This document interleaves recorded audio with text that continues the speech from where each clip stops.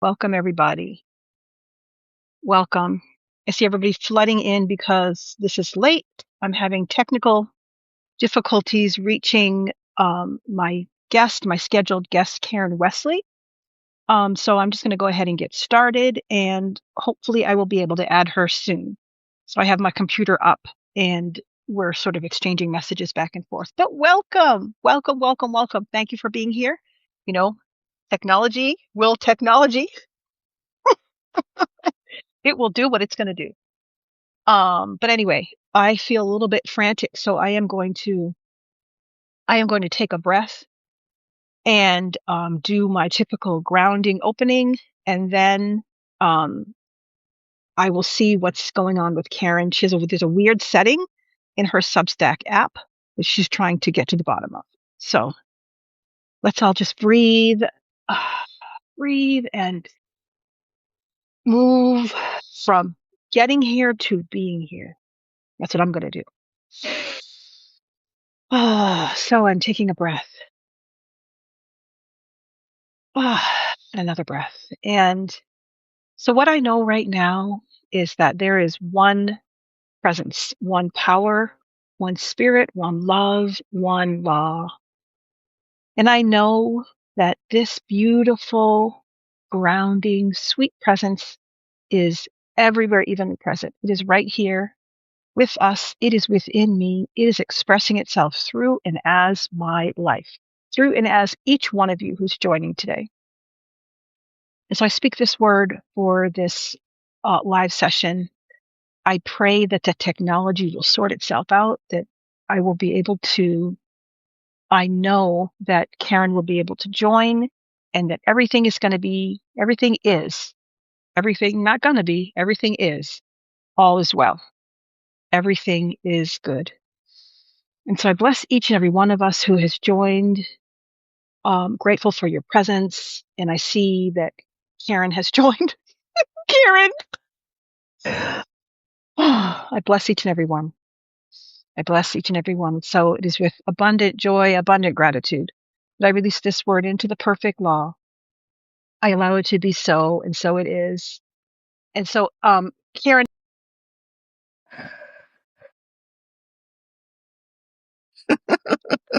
It worked! Yay! Ah, okay. So I'm not completely crazy. You are not at all. Thank you, Jackie. Thank you, Jackie, so much. You Thank you, Jackie. saved the freaking day. You saved the day. Yeah. My desktop, hold on, I gotta turn this off. Hold on. Turn off the mic on your desktop. Okay. There we go. Okay. No more echo. Okay, there we Perfect. go. So yeah, so on my desktop it was saying I clicked like everyone and it was saying, well, we'll not accept this value. It wouldn't let me change it. So she told me to do it on my phone, and my phone let me do it. So I guess I need to do some Perfect. settings on Perfect. desktop. Here I am. Hey. Sorry So about that. welcome. I still hear the echo. Yeah. You still hear the echo? Maybe it's on my side, but I've got my mic. Okay, can somebody comment if you hear the echo? Can you hear it, Karen? I don't hear the echo. Oh, okay. All right, I'm gonna try. Because I don't have this. Yeah, I don't have my app open at all on my desktop, so shouldn't be. Karen says she hears. I mean, Karen, you're Karen. Jackie says she hears it. All right, I'm gonna try to disable my headset and see if that helps.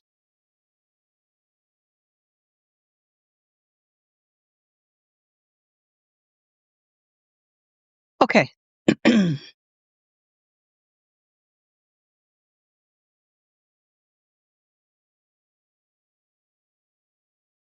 Okay. Is that better? Do we hear a head? No more echo. I hear you fine. Super. Can you hear me? Yeah. Okay. Good. Okay. All right. All manner of technical glitches. So let's go back to the beginning. Okay. Welcome, everyone. Welcome. Welcome. Thank My you. beautiful guest, Karen Wesley, is here. We are set. Thank you, Jackie. Jackie to the rescue. Love you, Jackie. And Yeah. So, hi, how are you? Welcome. I'm so happy to have you here today. And I would just love for you to introduce yourself and let's talk about, your newsletter. You say I write hard things. So let's just talk about your first introduction. Okay, well, I am Karen. I use Wesley as my writing name. Mhm. My publication is I Write Hard Things. Mhm. Um, I started it in July, I think, of 23. And kind of like I had been blogging for years about raising my children who are on the autism spectrum. And I wanted the opportunity to kind of change my audience a little bit and Mm. be able to write about more than just being a mother. I wanted to write about who I'm becoming as they are adults. Going through midlife and all of the, I like to write about my life as a woman, my life as a wife, a caregiver, Mhm. and just kind of getting back to the point of saying yes to myself and not being just everything to everyone else. So I write a little bit about everything, and I this gives me the opportunity to write about not only I'm still kind of raising adults because they're on the autism spectrum, but I'm able to write a little bit about culture, politics, just I've tried my hand at poetry, and so I write a little about everything. So, Okay, great. hmm So how has shifting the platform from blogging to coming to Substack. So how has that really shifted your writing practice? Like, because you said before you were writing about your kids and your family, your husband and now you're sort of broadening that lens, right? So how do you feel? Because I'm always curious about how people receive being on Substack and how if that has an effect on their writing practice and yeah, yeah. Well, so when I came to Substack, I started off kind of getting involved with more writers. And taking some writing classes, and then when I came on, I was involved in a few different writing groups that kind of got me into the groove of writing daily, Mhm. um, because I had people to write with, and like wasn't a lone art anymore. um, So it got me to writing more regularly. It got me to start. My audience was parents, mostly mothers, Mhm. who are also raising children on the spectrum, and I wanted to be able to reach people from all different backgrounds, not just mothers, and not just related to autism. So by getting involved with writers, um, it changed my perspective, and it changed my, um like, the feedback that I was getting from the writing started to I mean, when I was writing about more broad subjects, it it became, I felt my confidence kinda got better by interacting with writers. Yeah, Uh I love that. I love that. So can you talk a little bit I know that we've sort of run into each other in different, um, writing, uh, communities, I guess. I Communities, think yeah. I think we ran into each other in the mid-story, um, writing group, and then, Gigi Renee Hill, right? This past week, Were you there? that writing session was Oh, amazing. It yeah, was amazing. it Yeah. was. So if you're I was gonna say black women, but it's not just black women. If you're a writer and you like to write to prompts, Gigi Renee Hill on the first Friday of every month has an open writing session. Um, so yeah, so I joined this past Thursday. I can't always make it, but I love it. Every time I go, I leave inspired. Yeah. Um, so has that kind of thing really helped your writing practice, like writing with other people and that in community? Yeah, yeah. So with Gigi, first I had heard about her first Fridays because one of the first people I followed on Substack was Ashley Vaughn, Uh, um, and she because she writes about her experience with mental health, and I just gravitated to her story. So anyway, she wrote one day about having so much fun on Friday nights with this, this group of women writers, and I was like, "Oh, I wanna go." So, um, I got the information from her, and I ended up joining her Gigi's Substack and her did the free Friday, and since then, I've worked with Gigi in some more like, she has a Tuesday, Thursday, free writing sessions, and mhm. then she's has some different offerings that have helped with just storytelling and craft. Um, and so I've worked with her quite a bit, and it's like I feel like I'm just learned more about the writing process, and because I mean I've written for a long time, but I've basically just been kind of winging it. And she kind of helped me hone my craft. And I wanted to, I'm working on a memoir, and I was feeling a little bit lost in that. And she helped me as a creative coach to kind of narrow my scope. We had some one-on-one sessions, and helped me start, getting my outline so that I was able to put some shape into my memoir. So Yeah, yeah. that's good. Narrowing the scope on a memoir. I mean, I'm working on a memoir too, and during novel November, in November of 25, um, I started really working on it. Like I got the goal was 50,000 words in 30 days, and so that was I felt like that was the trickiest thing was narrowing the scope. Like if I'm in my 50s, so starting a memoir, you don't write about it's not an autobiography, right? I'm not writing about my entire life. So finding that thread and, finding that through line that I should probably work with somebody because Yeah, I was having challenge it was challenging. It was quite challenging. it is. I still haven't found quite the perfect thread yet, but Yeah, I've changed mine a few times. But you know what? The whole process of writing the memoir, um, a lot of it may not end up being a part of something that you publish, but the process itself yes. is therapeutic. It makes it made me, because when I started, I went back to childhood. Um, Actually, I took another class with Alex L. Mhm. It was Writing to Heal, a cohort that met like over 2 months in the summer, I think, of 2022. And she asked one of the questions that we were writing was answers to was like, what would you say to your child, your inner child, and what was the childhood trauma that you had never faced, etc. And I was like, Mhm. I didn't have any trauma. And I was thinking the trauma in my life has been raising children. It wasn't being a child.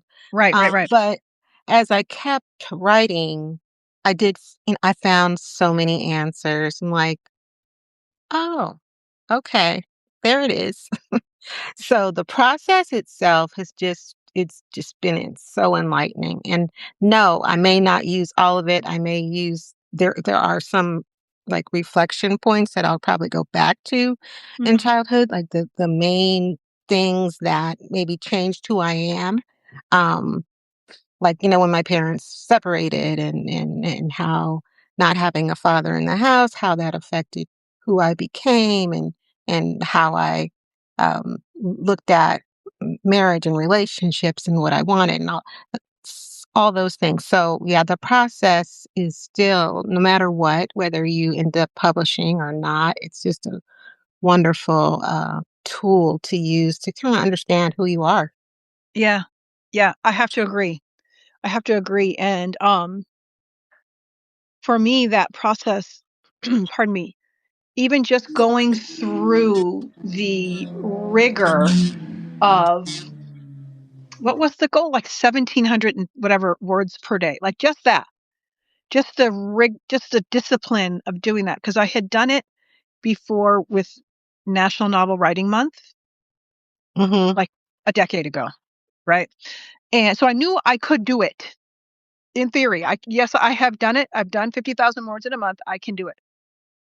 But That's doing it hard. again, it's different circumstances. You're a different person.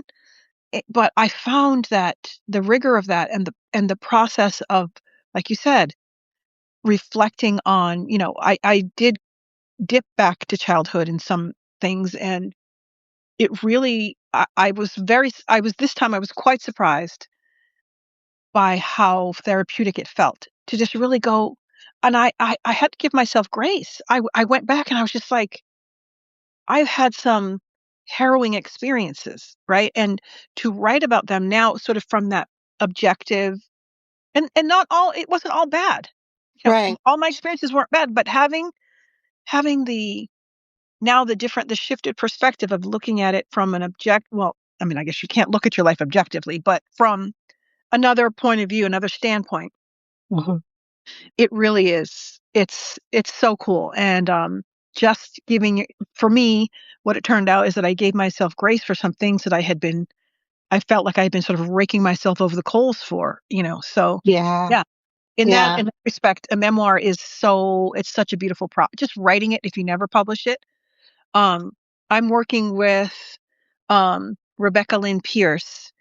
She's a womanist writer, and she teaches literature on the university level. Okay. And yeah, she talks about the importance of um, moving between personal writing and public writing. She says, not everything you write has to be made public, right? Even if you're a professional writer. And so for me, because a lot of what I write is personal, and so then it caused me to say, okay, let me step back a little bit and Mhm. maybe decide, do I want to share that publicly? So Yeah. yeah, working Yeah. working with a writing coach, working with and writing a community, you can't beat it. Can't beat it. I mean, one thing leads to another. The first cohort that I belong to this um, collective called a writing room, and I went to their first year of. They had a big writing conference. It was like an all weekend different event on writing. Just kind of um, that really kind of just got my blood going, Mhm. for declaring that I am a writer and that, what do I wanted to do with my writing, who do I want my audience to be, and all of that. And they had regular, like throughout the week, they had regular free writing sessions, and that just helped me. That helped pull me in because I mean, if you're writing alone a lot. Um, you just sometimes, some days you're just kind of deer in the headlights. Mhm. Like you sit down and you don't really. Well, I really can't think of anything today, but writing in those groups and then sharing like a little bit. You have the opportunity to share a little bit in the end of the sessions if you wanted to, and just to listen to other people and Mhm. listen to their writing. It just kind of solidifies your practice. And I found it to be very helpful to get me to have a very regular practice Yes. with writing. So, I would love it if you would share. So, I don't remember when it was that you went to Greece, right?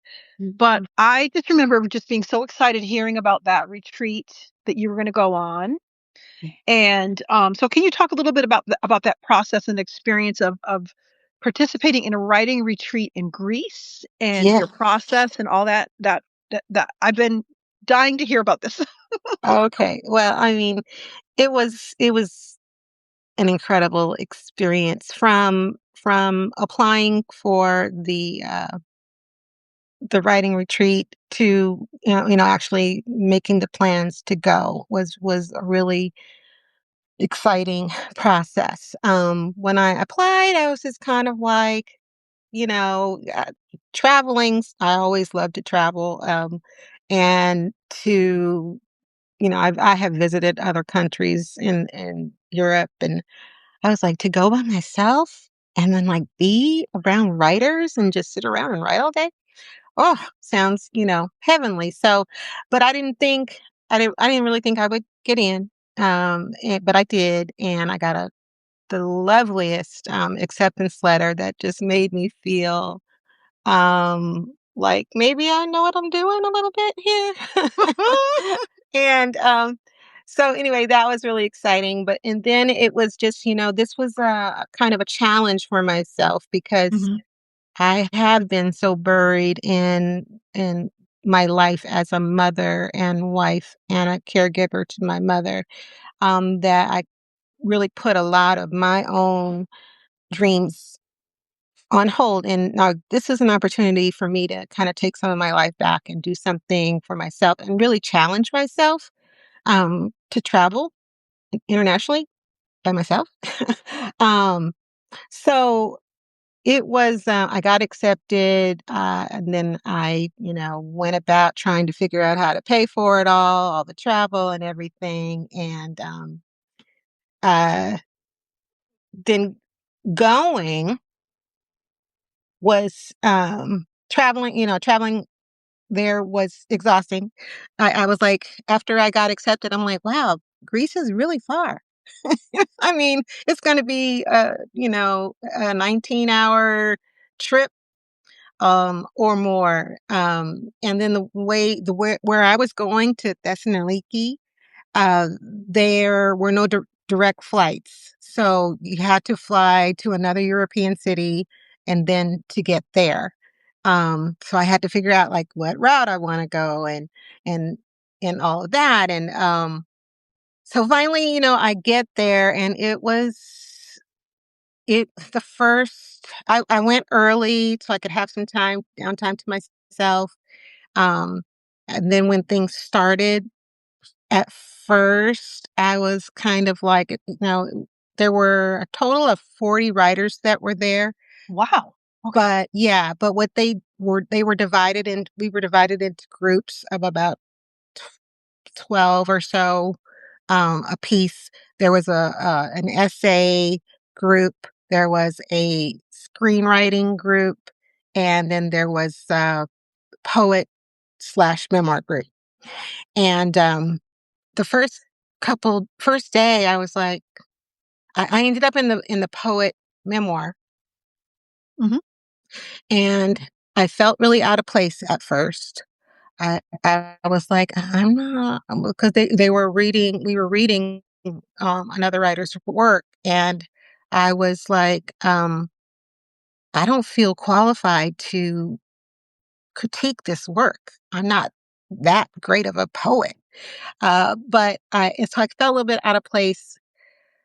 But then, um, the Maggie Smith, who wrote the book, um, she's a poet, and she wrote, "We Could Make This Place Beautiful." Her memoir, Mhm.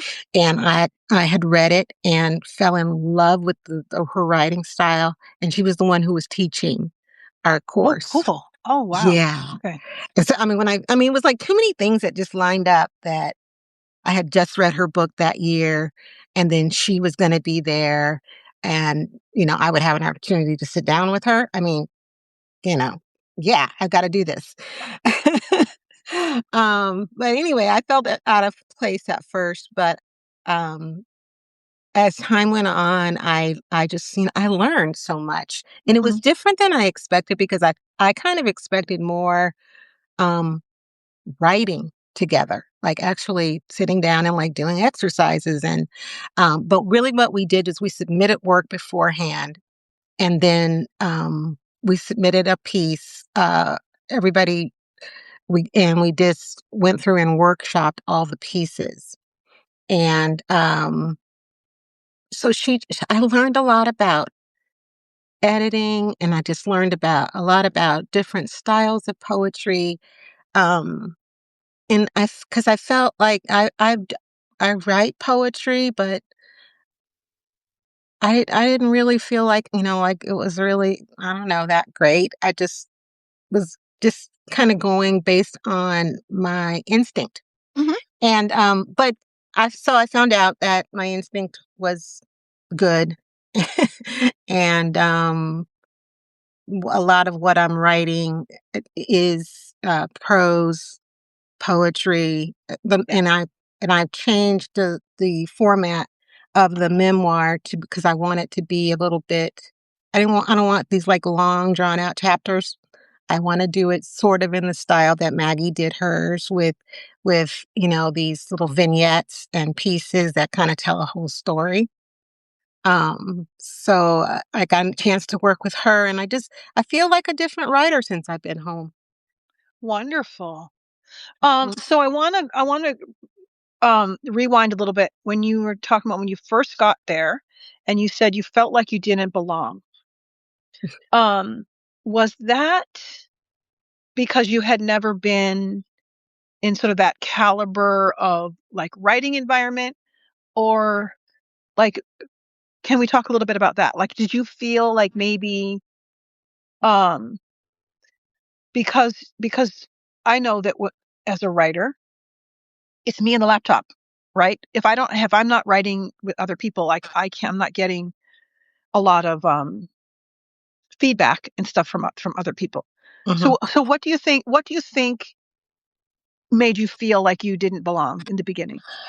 Well, a lot of the writers were younger, probably fresher out of college than I am, and they seemed to. I mean, the first day we read the poetry of two of the writers, and it was really good, but I didn't feel like I was in a position to critique, which is, what they were asking you to do, to give feedback.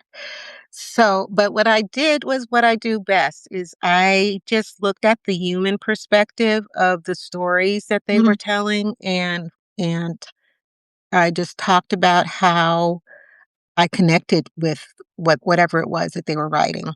And I think, I felt like they know the language, they know the lingo, I felt like I was kind of Okay. I just, Yeah. haven't been in college or writing, like I've done my writing classes, but nothing, formal in a really long time. So, um, I just felt like, everybody there has got to know more. They know more than I do.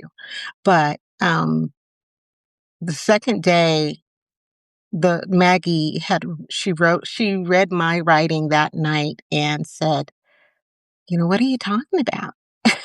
You're you're in the right place. I just read everything you submitted, and you actually submitted quite a bit of poetry." I'm like, "Oh, I did." I I didn't realize what I had submitted. And Yeah. so anyway, as time went on, and I got more feedback and I gave more feedback and I learned, and she taught us some craft things and some editing um things, and so I just kind of felt better about it as time went on. And as I started getting feedback from the other writers and from her, so it made Cool. me, yeah.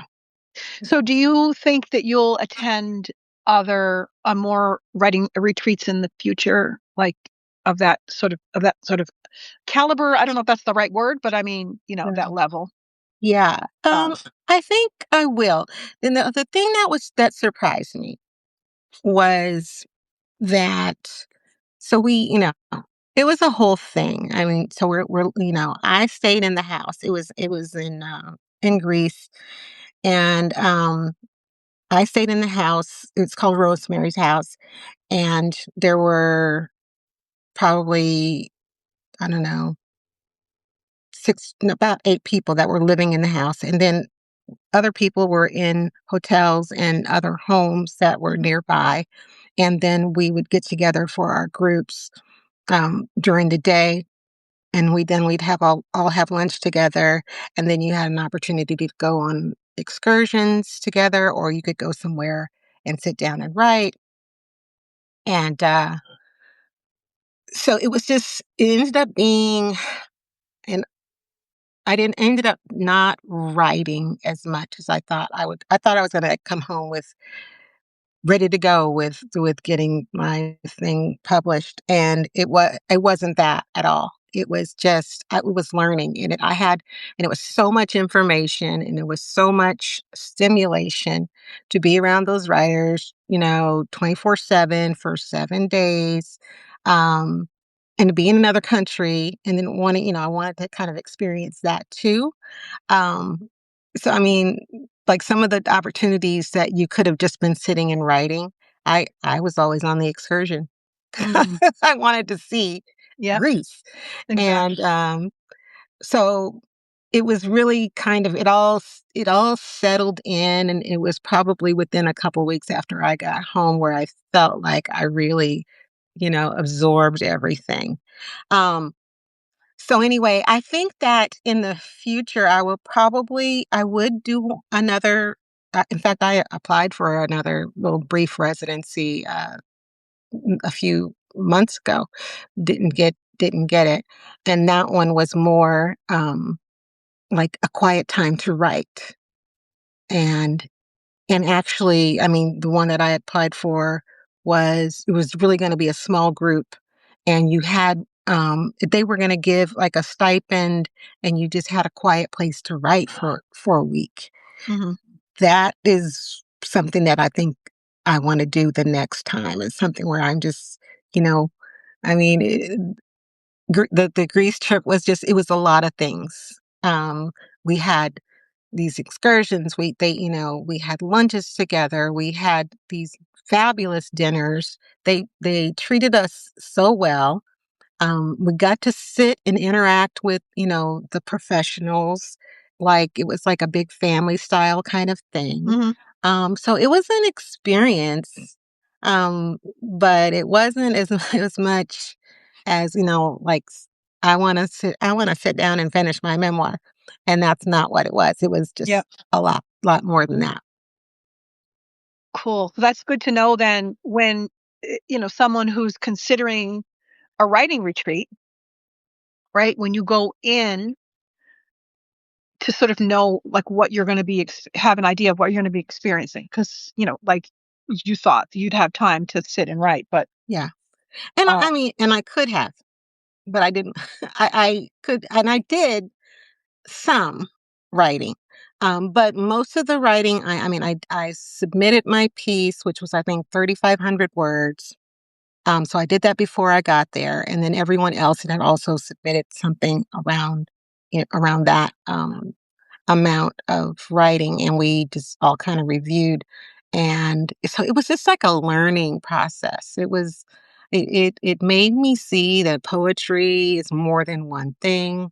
yeah, Um, that essays uh, are can be, many different things. It gave me exposure to you know, different kind of writing than what I was used to.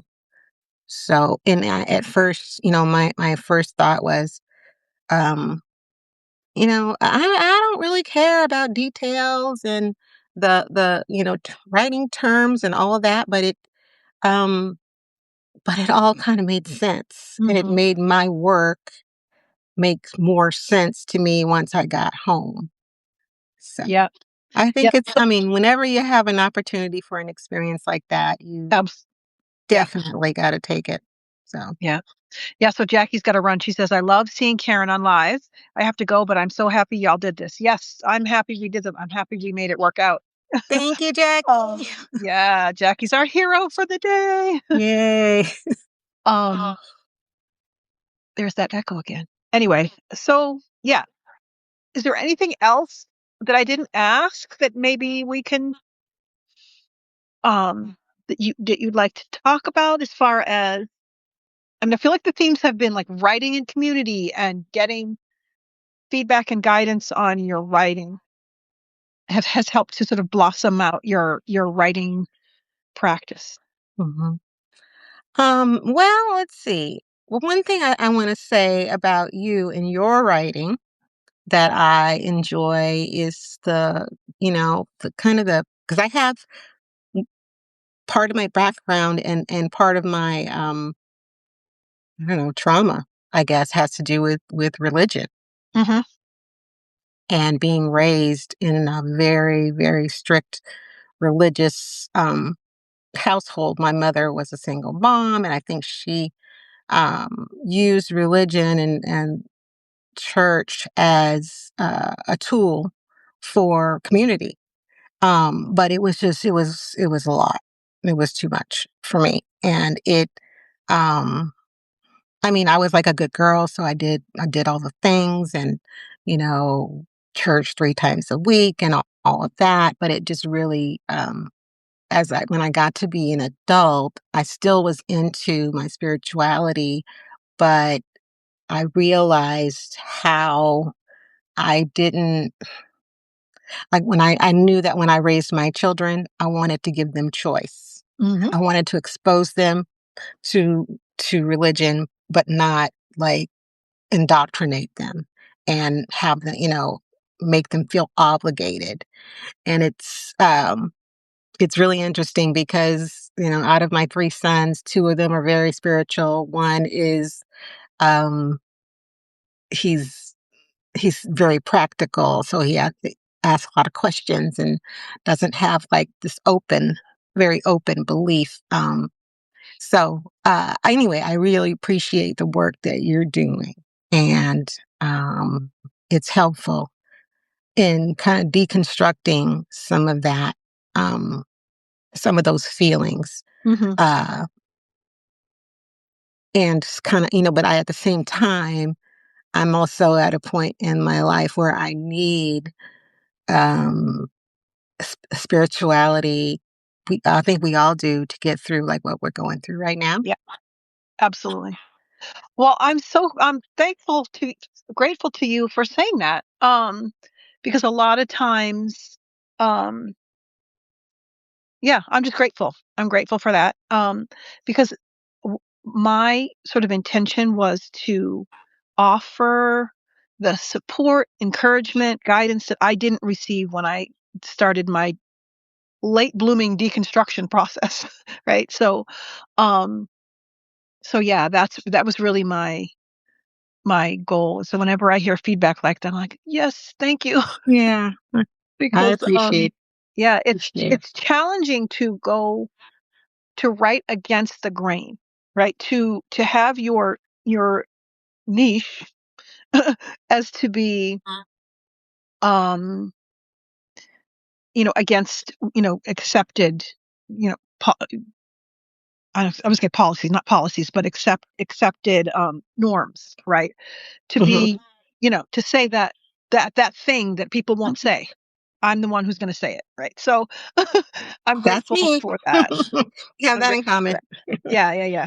I don't write well, I do write hard things, but I mean, what I write is, um, challenging the status quo and encouraging people to really think about why you believe what you believe, and if believing is enough, if for me, knowing is more important than because you can get someone to believe anything, right? You just I mean, a belief is a thought, you think a lot.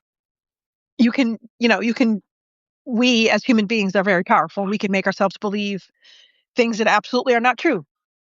Mhm. So, yeah, I'm grateful for that. I'm grateful for the reception that I've had on Substack that, it no longer feels like pushing a boulder up a hill. Yeah. Oh, yeah. So, You're doing a yeah, fabulous, fabulous job. great. Thank you so much. Thank you. It's really interesting though when you talk about belief and how we can believe anything that the thing one that's one of the challenges that I've had myself is in like a lot of people around me who consider themselves to be really into their faith, but then they don't like really live their faith. Yeah. They talk about it a lot. and like wear it like a badge or you know of honor, but it's like you're not living it. So, I mean, it's an interesting thing Yep. to observe in different people, and Yeah. so And not only the fact that certain people that espouse things aren't living it out, but it's also a lot of people haven't taken the time.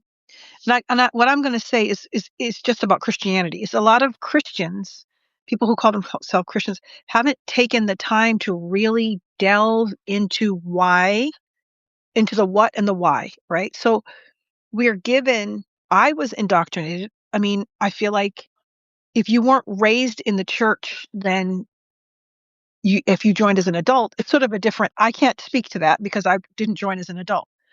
Um, but as an adult now, finding out all these things that I just believed because people who were older than me, people who were in authority over me, and people who I looked up to, like, wow, you know, if they said it, it has to be true. yeah, But, we can say things century over century, and like that game of telephone with the can, if you the thing gets repeated century over century, and it gets changed a little, and it gets changed a little, and we don't look into the um, origins, right? We just sort of step into our spot in history, and we just keep going along with the thing that has been done um, centuries before. So, right, yeah. right. So I'm grateful. I'm grateful to be because at my age, I mean, when I turned 40, I'm in my 50s now, but when I turned 40, I just woke up and I was just like, life is too short for whatever. And so I just decided to stop with the BS, right? And to just, um, as one of my mentors said, call a thing a thing. Yeah, Because I had been raised to be very compliant and to be, just do what I'm told, to be, like you said, a good girl. And I had to look back on my life and say, where has that gotten me? So, yeah. so now I'm Around, willing to say the thing. it's so funny around the same age. In my 50s. I just turned 60 this year. Happy I yeah. birthday. I said, being the nice girl, the good girl is it's why I'm so tired. Hmm. Because because you end up just saying yes and being nice and doing all the things, and then you look up and you haven't done anything for yourself and you're Yep. exhausted. So, So, I'm like, "I'm not nice. Don't ask no, me to no do it." more. No more. Mm-mm. Yeah, I remember when so I'm a member of a spiritual center, and I joined the board, and we were at a meeting, just like a gathering. It wasn't like an official meeting. And one of the other members who was already on the board, stood up and said, I'm so grateful to you, Evelyn, because you always say yes." And that just sent a shiver down my spine, like not in a good way, because I was always the one stepping in to do, "Oh, I'll do it. No, no, I'll do it." Yeah. And so I know he didn't mean it in any kind of way, but just hearing those words, "You always say yes." Mm. A light bulb over my head turned on. It's like, yeah, no wonder you're so freaking exhausted. You're always running around like my grandmother used to say, like a chicken with her head cut off, Yeah, doing, doing, and then resenting other people. So in the Bible, there's a story of Mary and Martha, right? And I always get them mixed up. So please forgive me if I don't get the right one. But I believe Martha was the one who was the doer. So she's in the kitchen scrubbing pots and pans, and she's like, look at Mary sitting there at Jesus' feet while I'm sitting here doing all this work. And Jesus is like, come join us. Like, you don't have to be doing all that. You can come and sit at my feet. Basically, I yeah, was always a Martha, right? I was always a Martha running around, scrubbing, doing da da da. When it probably would have been better for me to just sit and just be. And so, as I get older, I'm learning to just be and not do all the frickin' time. So, mhm. it is something that you have Liberating. to learn again because I don't know, especially if you're a parent, and not only am I a parent to 3, but that's also caring for my mother. Mm. So I'm just doing and giving. That's just been a big part of who my adulthood. And I remember my mom came to live with me, was supposed to be temporarily, and she ended up staying for 10 years because I was like overwhelmed with my kids and I didn't have time to figure her out and da da da da da. But she was saying one day, "Oh, you are just my everything." And I was like, "I don't want to be your everything." If somebody says you're their everything, run Run. Yep. because you need to be some things for yourself because I can't be everything for you. And I had to actually um, make some choices that put some of her life back into her hands because Yep. I couldn't be everything. Yeah. So, yeah. Wonderful. Well, this has been a beautiful, beautiful conversation. And do you have anything coming up that you'd like for me to talk about or? No, nothing specific. I mean, I post on I write hard things probably about once every 2 weeks. Mhm. And there's no telling what I'll write about when. But I do in the next month or so, I'm going to start doing some free writing sessions and like some journaling sessions for my paid subscribers. And I'll probably start off doing it for free just to get more people to come and see how they enjoy it. But that's about it. I mean, I'm working on my memoir, and Gigi and I talked recently, and we're going to be meeting again next week about doing a since I have a lot of poetry, we're talking about maybe I might do a little chapbook um, Okay. that I self-publish or with a small publisher because I really want something out in the world this year for sure. Yeah. So I'm working on that. We'll see how that goes. Yeah, I self-published a volume of poetry and it was life-changing. Yeah, it felt so good. It was I started writing poetry in college and I found a folder with some of my poems, like the edges were yellow. I was taking a class with Kyla Givehand. She's on Substack too. Um, I took a writing into winter. It was a class, and she was holding up a book that somebody had self-published.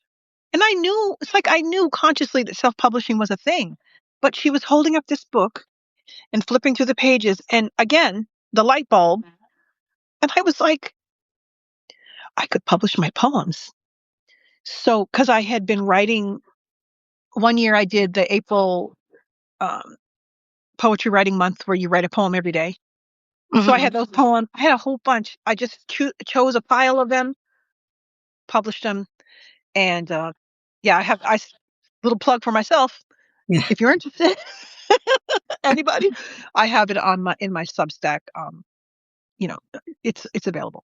So anyway, thank you so much, Karen, for being here, and thank you, Substack, and Jackie for clearing up all the technical Yeah. snafus. But I'm glad we were able to do this, and thank you everyone for being here.